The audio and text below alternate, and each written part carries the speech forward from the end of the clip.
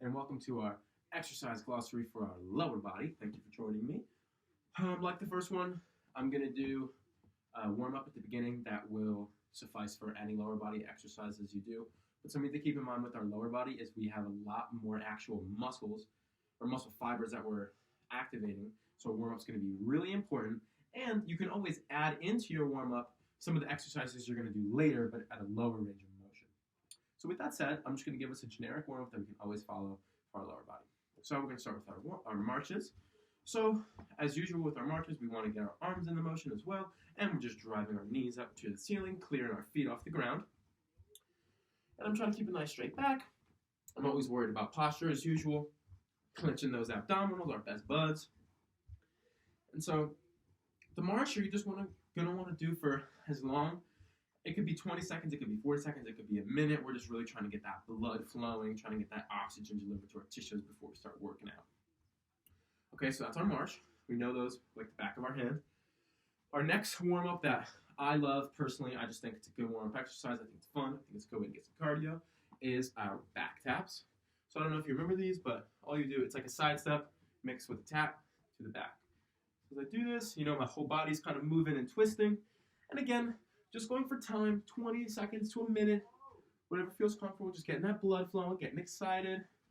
Working out without me must be less fun, but hey, I'm here in spirit. So yeah, the really only important thing with this one is to just not move your hips too much. You don't want to be all over the place. But some nice movement. It's good getting our body into it. Real nice.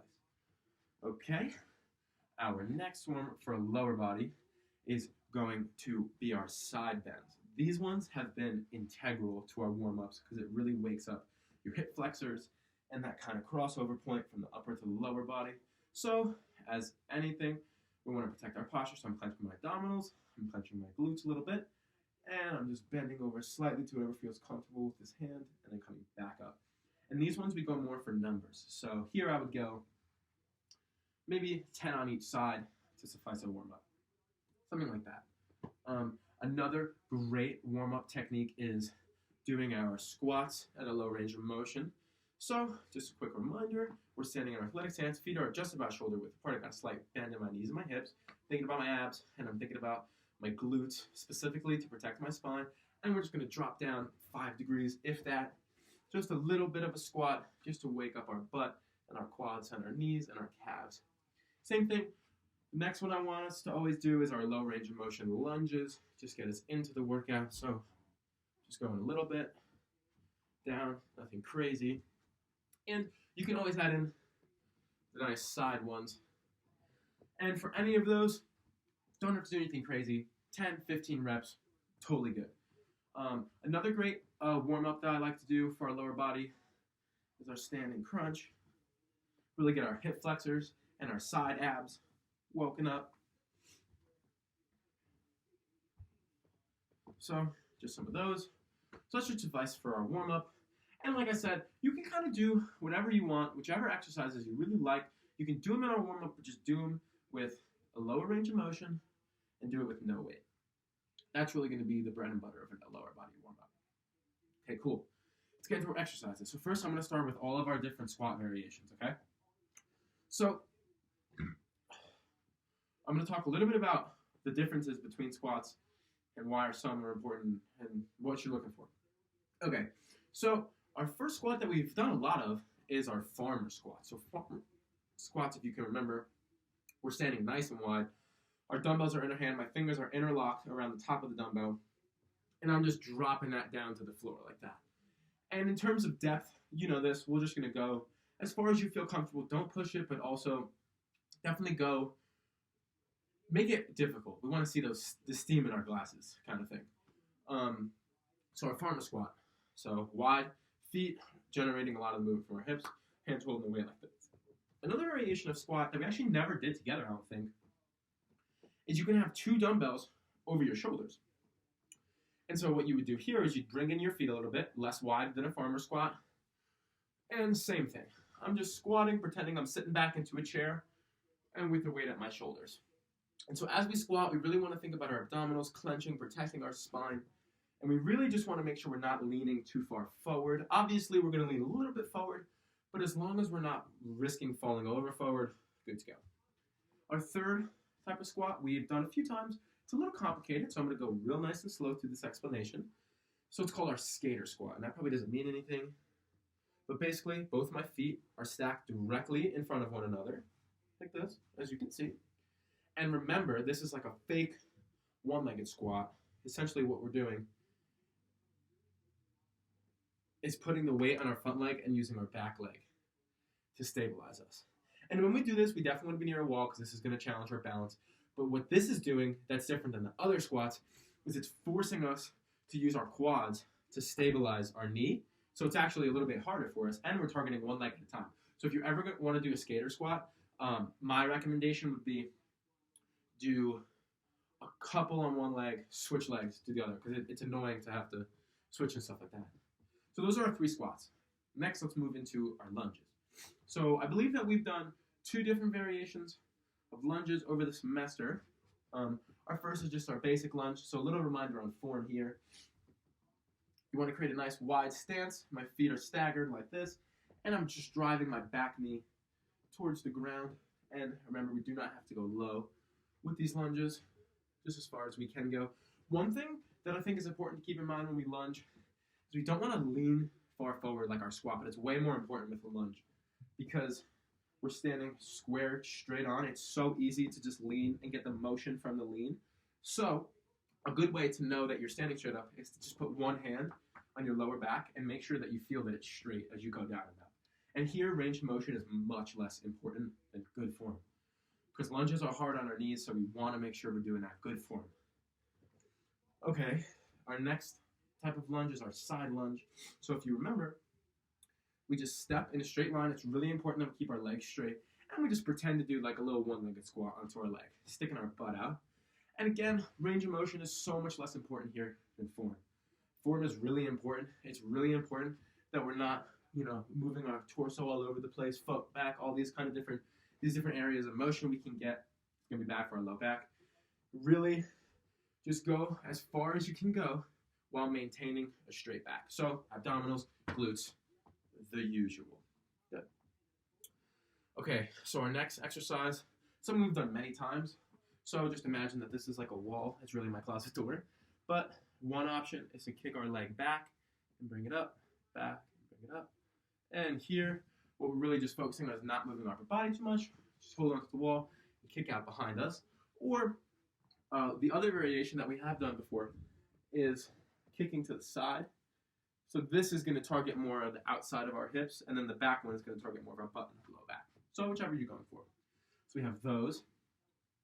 Some of our other exercises, something we did in the warm-up but can also totally be an exercise, are standing crunches. Boom, boom, boom, like this.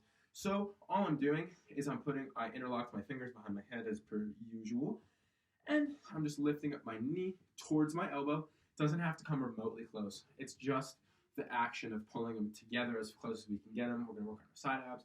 We're going to work on hip flexors, which is going to be great to make walking a little bit easier, which will be cool.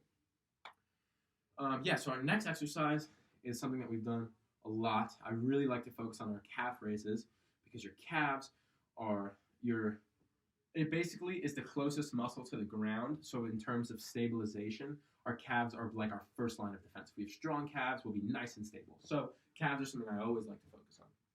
So for our calf raises, we're just standing 2 feet shoulder width apart, and we're just driving up our heels by putting our weight onto our toes.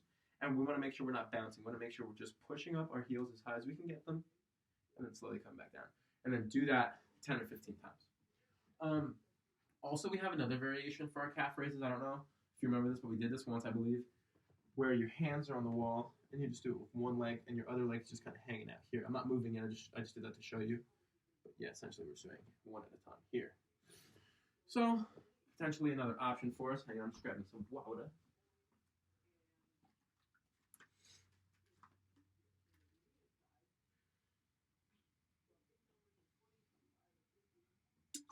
We just have 2 more standing exercises. Sorry, I'm also looking at my phone to get... It's hard to remember all these exercises. Okay, so something we've done pretty much every single time, I think, because really think that the low back is an important part of the body in terms of just being healthy, being functional. So, good mornings. I'm standing nice and tall, my feet are shoulder width apart, and all I'm doing is bending at the torso, not moving anything else but the hips, coming back up by clenching that low back and those glutes. You can put your hands behind you if you want. Those are good mornings. And just remember to clench those abdominals, pull those shoulders back, puff that chest up, always protect that spine. That's a key part of exercising. And then close to the good mornings is our deadlifts. So we've done deadlifts. They're pretty much the same thing as squatting, except you have 2 dumbbells in your hands, and we're going to let them flow, just like this, remember? Just right in front of us. And our grip is going to be a little bit wider, but not as wide as a farmer squat. That's the key difference. Our feet are in between shoulder width and farmer squat width. But all I'm doing here is I'm bending slightly at the back, so it's not like a squat in that sense. We're going to bend over a little bit and lower the weight, but also doing a squat motion with our legs at the same time. So I'm bending over, and then I'm going to end up here, I guess. But remember, depth range of motion is not as important as good form. So as long as your back is straight, just go as far as you can do it. But essentially, I'm bending over at the back while squatting, and then squat up, straighten the back up. So I'm just going to show you one more time to make it very clear. I'm keeping a nice straight back. I'm leaning down, lowering the weight as I'm squatting. So it's happening at the same time. And then once I'm at my lowest point, begin squatting again and begin straightening your back at the same time. Come out straight. That's our deadlift. Deadlifting is a phenomenal exercise. You're working everything from your shoulders to your low back, to your butt, to your quads, to your calves. It's just all encompassing. It's really difficult. So always, when deciding which exercises to do, keep in mind that this is probably going to tire you out a lot. Okay, so we move to the floor now because we do a lot of work on the floor during our lower body sessions. So I want to start with some of our core exercises. We've been doing these all semester. These are our bread and butter. But the first one is our leg lifts.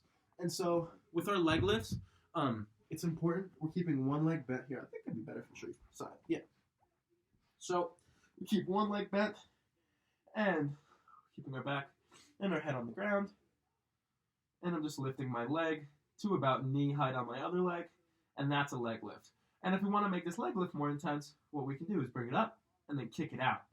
So remember, I'll show you on this leg so you can see a little clearer. So I'm lifting up, kicking out. And that's an option if you want to make it harder. But leg lifts are pretty hard in general. And remember, our leg lifts are really, really good functional exercises to make walking for us easier. So I think it'd be great to incorporate leg lifts into every workout. But that's just, it depends on what you're looking for. Okay.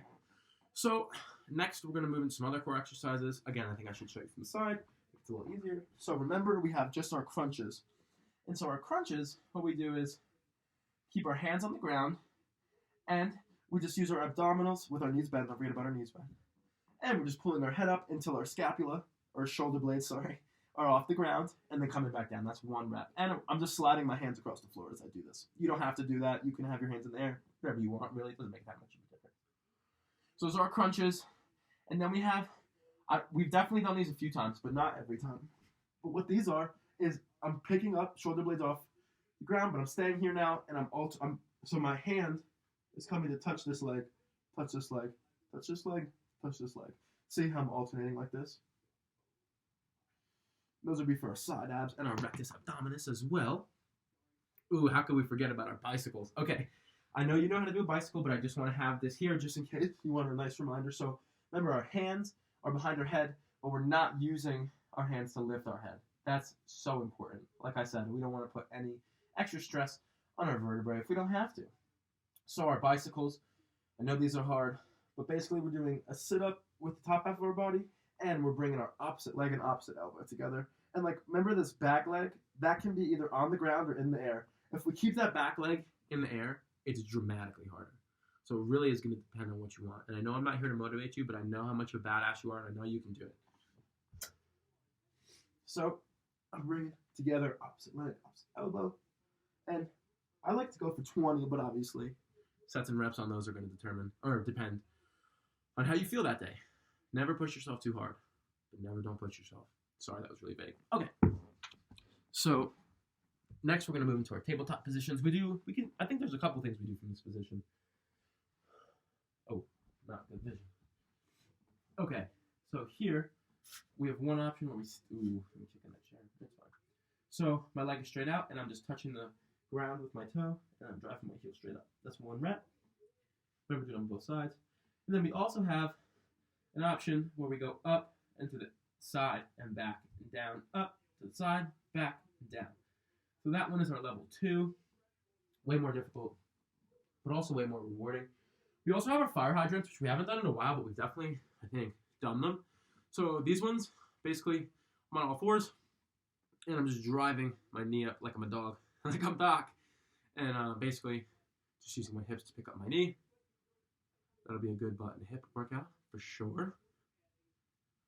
Really good. Just like that.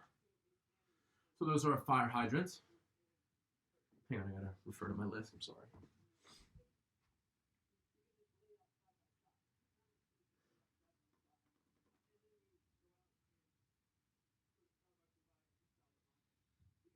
Oh, yes, definitely. Okay, so we've done these many a time. Actually, maybe only a few times, but either way. So what I'm gonna do here is I'm gonna be on my elbow and my hip, and I'm just lifting my leg using my hip and my butt. Another option for this one, head as a pillow. Same dealio, lifting up that leg. Okay, this is an exercise we've never done, but could be possibly useful.